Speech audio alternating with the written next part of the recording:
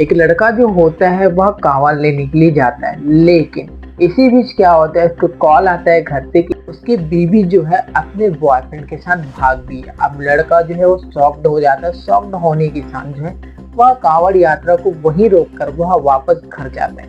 और घर जाने के बाद जब देखता है तो सच में उसकी बीवी जो है वो भाग चुकी होती है। लेकिन इस कहानी और घटना में फिर क्या होता है, जिसे जानकर आप भी हैरान और परेशान हो सकते हो कि आखिरकार उसकी बीवी क्यों भाग जाती है और उस लड़के के साथ क्या होता है, वो आप जानोगे तो एक टाइम के लिए शॉक्ड हो सकते हो। तो चलिए जानते हैं क्या हुआ था। फिर चैनल पे नए हो तो चैनल को सब्सक्राइब कर लीजिए एंड वीडियो आप कहाँ से देख रहे हो हमारा अपना प्यारा सा name and city name comment box में जरूर बताइए, ताकि हम नेक्स्ट वीडियो में आपका नाम जरूर ले।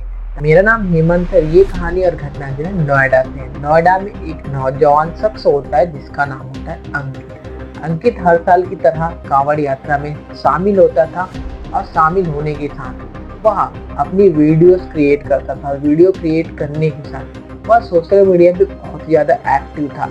एक्टिव होने की वजह से वह अपने कांवड़ यात्रा के कई क्लिप्स छोटे छोटे लेते थे और उसको सोशल मीडिया में वो अपलोड किया करता था। वह हर साल कांवड़ यात्रा जाता था, लेकिन इस साल उसका जो कांवड़ यात्रा होता है वो सबसे खास होता है, क्योंकि अंकित की शादी जो है 4 महीने पहले हुई थी और अंकित ने मन्नत मांगी थी कि अगर उसकी शादी एक अच्छी लड़की से हो जाती है और भी बड़े धूमधाम से, तो वो कांवड़ लेने जरूर जाएगा।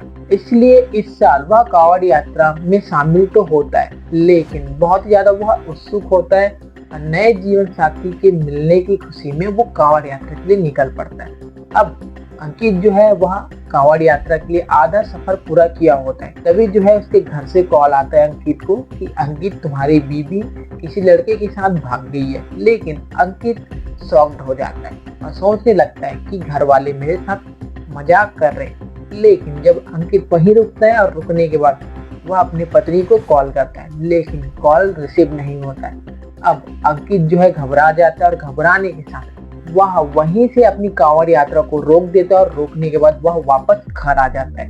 और घर आने के बाद बोला जाता है कि जो कांवड़ यात्रा है अगर उसे बीच रास्ते में छोड़ दिया जाए तो वो खंडित हो सकता है। अब जो अंकित है वो घर आते हैं, देखते हैं अपनी बीवी को ना पाके वो परेशान हो जाता है। परेशान होने के बाद जो है वो लगातार उसके नंबर पर कॉल करता है। कॉल करने के बाद बातचीत होती है। उसकी पत्नी उसके पास आने से सख्त मना कर देती है। अब अंकित जो था वो कंफर्म हो चुका था कि उसकी बीवी उसके पास नहीं आना चाहती है। अब वह काफ़ी ज़्यादा डिप्रेशन में चलने लगता है और कैसी भी करके अपनी पत्नी को वह वापस पाना चाहता था, लेकिन उसकी पत्नी आने के लिए रेडी ही नहीं थी। तो फिर अंकित जो है लगातार 1 हफ्ते से ज़्यादा का टाइम गुजर चुका था। अंकित जो था अपने आप को इस डिप्रेशन से बाहर नहीं निकाल पाता है। फिर जो है अंकित इस डिप्रेशन से निकल नहीं पाता है तो क्या करता है, सबसे पहले अपनी एक वीडियो क्रिएट करता है और वीडियो क्रिएट करने के बाद उसे सोशल मीडिया पे अपलोड कर देता है और अपलोड करने के बाद इस दुनिया को अलविदा कह जाता है। अलविदा कहने के बाद जब ये वीडियो वायरल होती है और लोगों को पता चलता है तो लोग जो होते हैं वो क्या करते हैं, पुलिस स्टेशन का घेराव करते हैं। ये मांग करते हैं कि अंकित को न्याय मिलना चाहिए। अंकित और उसके पत्नी का इंस्टाग्राम आईडी देखकर, सोशल मीडिया आईडी देखकर यही लगता था कि दोनों एक दूसरे का फोटो वीडियोस अपने अपने आईडी पे पोस्ट किए होते हैं और लव यू बाबू ऐसा करके उन लोगों ने टाइटल पोस्ट किया था।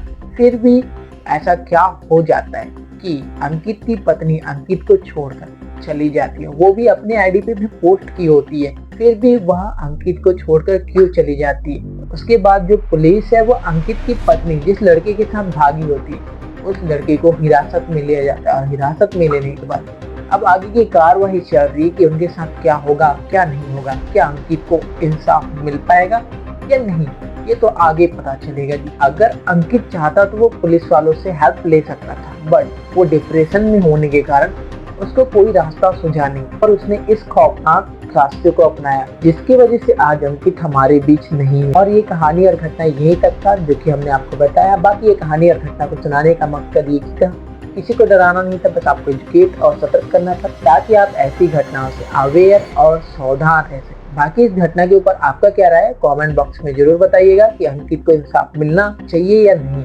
बाकी मिलते हैं किसी और वीडियो में जी, तब तक के लिए खुद खुश रहिए और अपने फैमिली को भी सतर्क और सुरक्षित रखिए।